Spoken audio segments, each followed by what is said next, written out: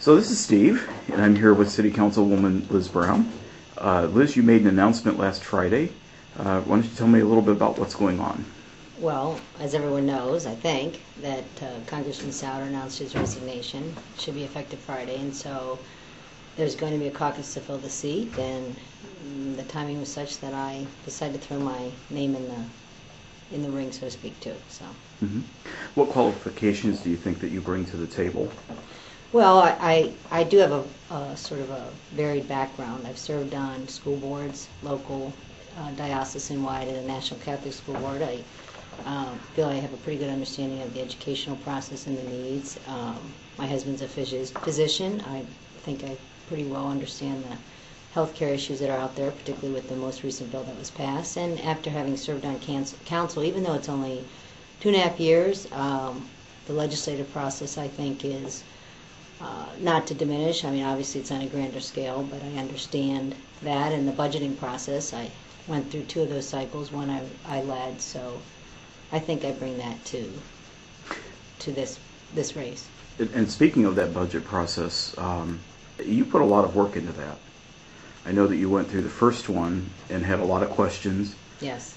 And you kind of took that experience, I think, and kind of delved into it even further and really kind of got in your hands-on with it. Yes. I mean, it was a great experience in terms of first year out, second year being the Finance Committee Chair and running the budget process. And I think actually all the council was completely nonpartisan. I think felt that it went very smoothly. And I think that the department heads I spoke with appreciated the effort that I put into getting to know their needs and wants, but also understanding.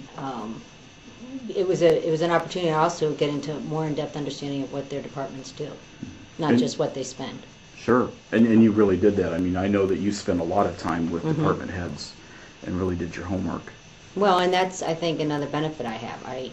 Unlike some council, this is a part-time job, and I don't have another job currently, so I have the ability to spend that kind of time, and I think I've been able to do that on a lot of other issues, and that's something I can also do going forward.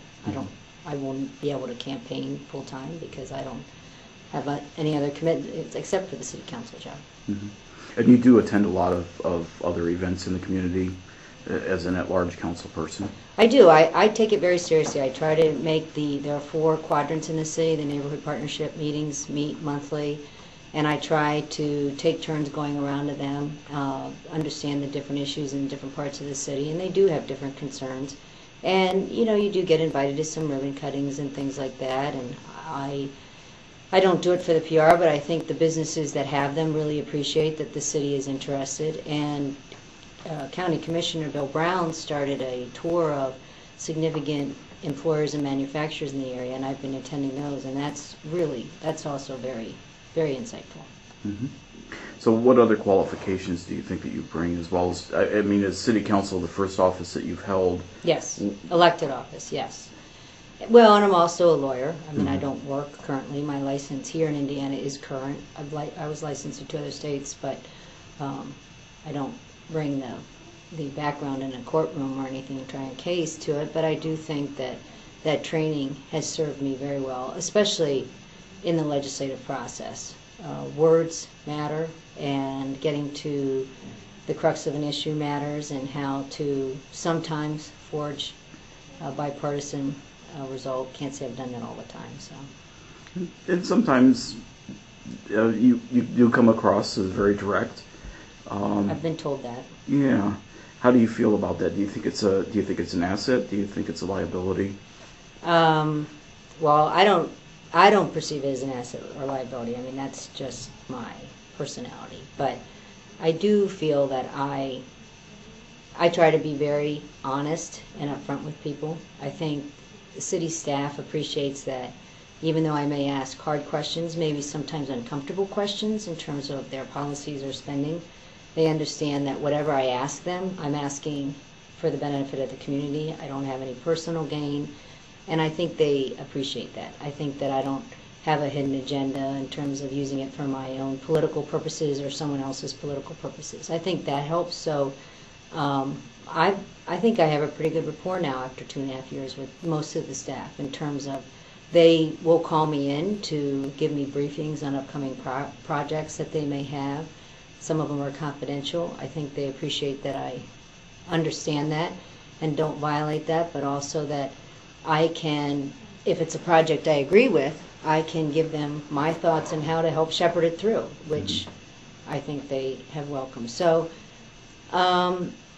I may have ruffled a few feathers, I guess, along the way, but I think I would much rather ask the questions and get the answers, right or wrong. All of our teachers always told us no stupid questions, and so I think I'd rather have the information out there for me to make the decision on, because this is an important responsibility. I mean, we vote on millions of dollars. We make policies that affect 250-some thousand people, and so even if it makes people uncomfortable, I would much rather ask the question, have the information to base a decision on, than be a little embarrassed or not want to make someone else uncomfortable and not ask it at all. Mm-hmm. And kind of one of the benefits of that is it opens it up for the public as well. Yes, yes, and sometimes it's interesting. I noticed other council, whether they initiate it or I do, they have, I think, piggybacked on some of the things that I've asked. They've probed a little further sometimes. So, not everybody likes to be out there, because yes, you do get some of the criticism, and you're not going to make friends if you ask some of those hard questions, because sometimes there are issues that people would like to see kept behind the scenes. But I think, for example, working on the consulting issue, requiring the city to reveal their consulting contracts every quarter. I mean, that was almost a year-long compromise, working out how to do that without violating city confidences in case we have some great economic development project that we don't want to reveal too soon. But on the other hand, the public was concerned and had a right to know. So, I mean, I can do that. Mm-hmm. Same thing with the tax abatement. That was another one of the high points that you've introduced. That was the first significant piece of legislation. Councilwoman Karen Goldner and I worked in I thought it was a very good piece of legislation, in revising that and making it clear for all the businesses who would apply, and city staff and council, so they understood it had been carefully vetted, and that was a bipartisan piece of legislation.